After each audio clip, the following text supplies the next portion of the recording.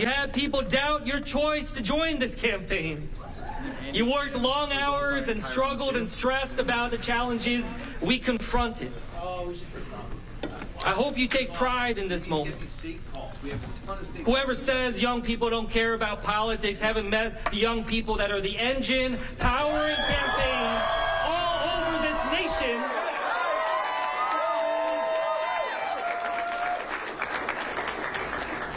And to our supporters, look what we've accomplished.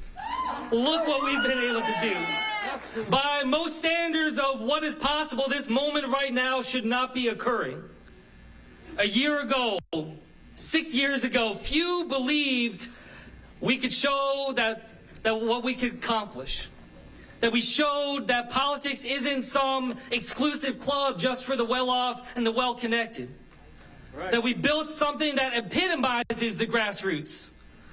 I hope this experience has brought you closer to understanding the essence of our democracy, that you have a deeper understanding of what it means to be a citizen of this great country, and that you feel empowered by that.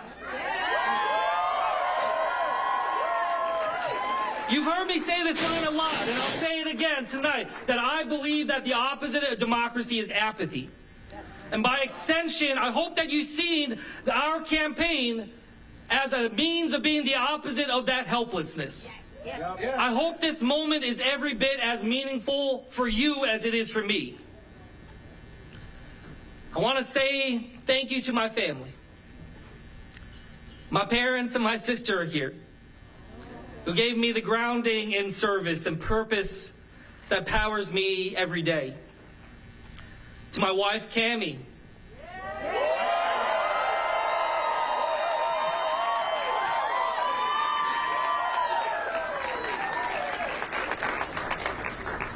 Cammie, look what we've accomplished. Look what we've done. For them, right? Yep. I'm just so proud of our family and what we've been able to do, our humble family. Be able to take this kind of actions.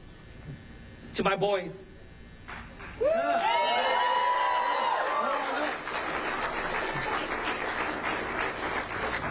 I'm proud of the two of you.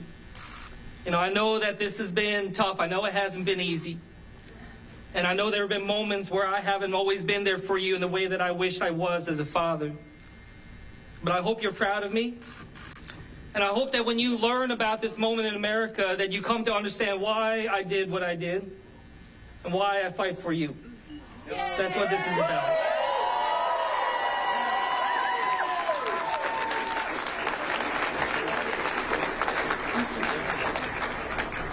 I chose this hotel for a particular reason. 37 years ago, when I was 5 years old, my family and I lived out of this hotel for several weeks when we first moved to New Jersey. My first nights in this state were right here in this hotel. My dad had just accepted a job, his very first job ever, working at a lab in Camden to do cancer research. And we were looking for a home for us to rent. My very first nights, as I said, were here, and some of the strongest memories I have ever had in my life, early moments of my life, were here. I remember staying here. I remember there was a restaurant here. I think it was called Circles. I can't remember, but I just remember feeling like the food was amazing. I was like, people in New Jersey live good here. Quality of the food, high class. I felt like a prince. And I just have to say, I wanted to be here tonight, in this hotel. I wanted to pay tribute to my parents, to my family, to the state, for giving a kid like me a chance to be able to dream, for giving me the tools through public education and a kind community. Yeah.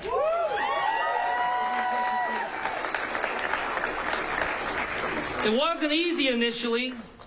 We had no family to lean on here, no friends to help us get started, but New Jersey welcomed us.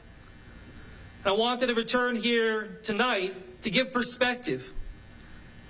For my parents, this hotel was an important step in achieving the American dream and in ultimately giving back to this state. My parents taught me something I'll never forget. They taught me to love America. I revere this country.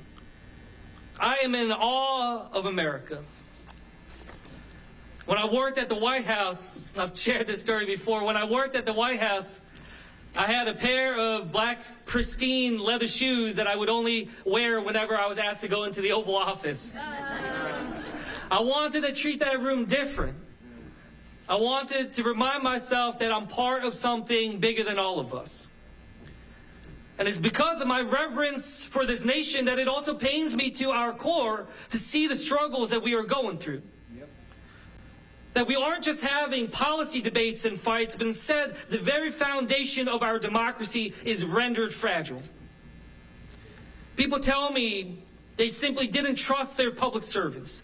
They simply didn't trust that the politics was working for them.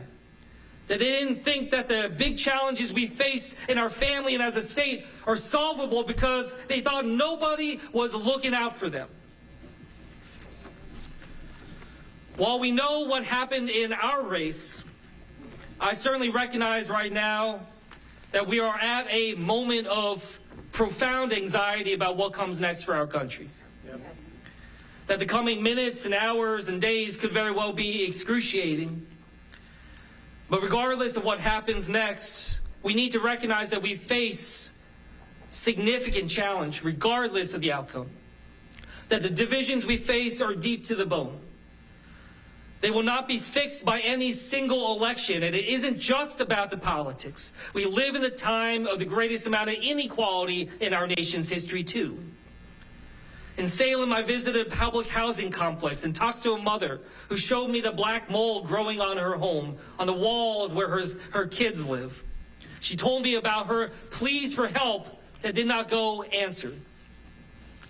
I heard from a young man who felt so pessimistic about his life. He said to me that he didn't think that he could ever afford to buy a home in this state because of the high costs as well as the high student loan burden that he was facing. Regardless of what the final results are from this election, our nation is on an unsustainable trajectory.